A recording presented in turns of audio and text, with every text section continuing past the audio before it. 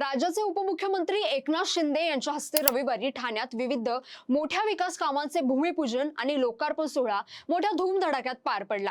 मात्र या कार्यक्रमांपासून भाजपचे पालिकेतील पदाधिकारी आणि आमदार दूरच राहिल्याने महायुतीतील अंतर्गत धुसफूस पुन्हा चव्हाट्यावर आली आहे।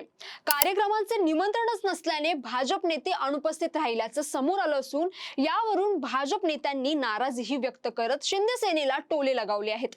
या निमित्त शिंदेच्या विकास कामात भाजप बेदखल अशी चर्चा ठाण्यात सुरू झाली आहे। नेमकं प्रकरण काय आहे? ठाण्यात भाजप विरुद्ध शिवसेना शिंदे गट असा वाद सुरू आहे का? पाहूयात याबद्दलची सविस्तर माहिती। नमस्कार, मी जान्हवी आणि आपण पाहत आहात टाइम महाराष्ट्र। ठाणे शहरातील सर्वाधिक वर्दळीच्या 3 हात नाका चौकातील वाहतूक सुधारणा प्रकल्पाचे भूमिपूजन, इंदिरानगर पंप हाऊसचे लोकार्पण तसेच कळवा येथील यशवंतराव साळवी आंतरराष्ट्रीय तरण तलाव आणि क्रीडा संकुलाचे भूमिपूजन उपमुख्यमंत्री एकनाथ शिंदे यांच्या हस्ते पार पडले। मुंबई महानगर प्रदेश विकास प्राधिकरण आणि ठाणे महापालिकेच्या माध्यमातून हे प्रकल्प राबवण्यात येत आहेत। या कार्यक्रमांना शिंदे समर्थक, पदाधिकारी आणि लोकप्रतिनिधींची उपस्थिती असताना भाजपचे पालिकेतील पदाधिकारी तसेच आमदार मात्र दिसून आले नाहीत। कार्यक्रमासाठी भाजपच्या लोकप्रतिनिधींना निमंत्रण देण्यात आले नसल्याची माहिती पुढे आली आहे। भाजपचे आमदार निरंजन डावखरे तसेच आमदार संजय केळकर आणि उपमहापौर कृष्णा पाटील यासह इतर पदाधिकारी कार्यक्रमांना उपस्थित नव्हते। या कार्यक्रमांमधून भाजपला दूर ठेवल्याने महायुतीतील अंतर्गत राजकारणाची चर्चा रंगली आहे। त्यामुळे एकनाथ शिंदे यांच्या नेतृत्वाखालील होणाऱ्या विकास कामांच्या कार्यक्रमांमध्ये भाजपला स्थान नसल्याची राजकीय चर्चांना उधाण आलं आहे। आता ठाणे शहरातील विविध विकास कामांच्या भूमिपूजन आणि लोकार्पण सोहळ्याचे भाजपला निमंत्रण देण्यात आलं नसल्याची चर्चा असतानाच कळव्यातील यशवंतराव साळवी आंतरराष्ट्रीय तरण तलावाच्या भूमिपूजनावेळी आमदार जितेंद्र आव्हाड मात्र उपस्थित होते। यावेळी उपमुख्यमंत्री शिंदे यांनी विकास कामांमध्ये राजकारण न करण्याची भूमिका पुन्हा स्पष्ट केली। जितेंद्र आव्हाड यांच्या मतदारसंघातील विकास कामांसाठी आपण नगर विकास मंत्री असताना रात्री 2:30 वाजता ही फाईलवर सही केल्याचा उल्लेख त्यांनी शिंदेंनी केला। आता या सगळ्या चर्चांमुळे ठाण्यामध्ये उद्घाटनाच्या निमंत्रणावरून शिवसेना शिंदे गट आणि भाजपमध्ये राजकारण चांगलंच तापल्याचं पाहायला मिळत आहे।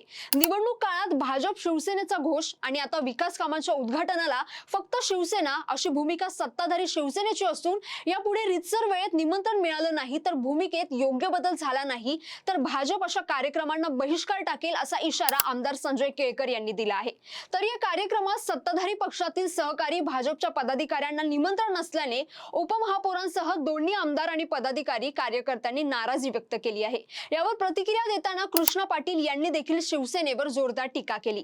निवडणुकीवेळी महायुती म्हणून मित्र पक्षाची गरज वाटत होती, पण आता निवडणुकीनंतर गरज वाटत नसावी म्हणून निमंत्रण दिले नसावं असा टोला त्यांनी लगावला आहे। दरम्यान उपमुख्यमंत्री एकनाथ शिंदे यांच्या हस्ते ठाण्यात विविध मोठ्या विकास कामांचं भूमिपूजन धूमधडाक्यात पार पडलं, पण या कार्यक्रमांपासून भाजपच्या स्थानिक नेत्यांना दूर ठेवण्यात आल्याने महायुतीतील धुसफूस पुन्हा एकदा उफाळून आल्याचं पाहायला मिळत आहे।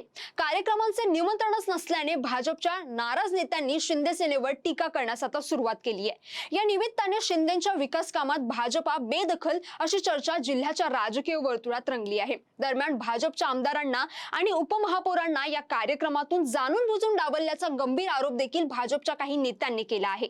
या प्रकरणात तीव्र नाराजी व्यक्त करत त्यांनी पालिका आयुक्तांना पत्र पाठवून 7ही प्रकल्पांचं भाजप आमदारांच्या हस्ते पुन्हा उद्घाटन करण्याची मागणी त्यांनी केली आहे। आता भाजपने केलेल्या मागणीवर शिंदे सेना काय भूमिका घेणार आणि या वादाचा महायुतीच्या भविष्यातील राजकारणावर काय परिणाम होणार हे येणाऱ्या काळात स्पष्ट होईल। या संपूर्ण प्रकरणाबद्दल तुमचं मत काय आहे आम्हाला नक्की कमेंट करून कळवा आणि हा व्हिडिओ आवडला असेल तर लाईक करा, शेअर करा आणि चॅनलला सबस्क्राइब करायला विसरू नका। धन्यवाद।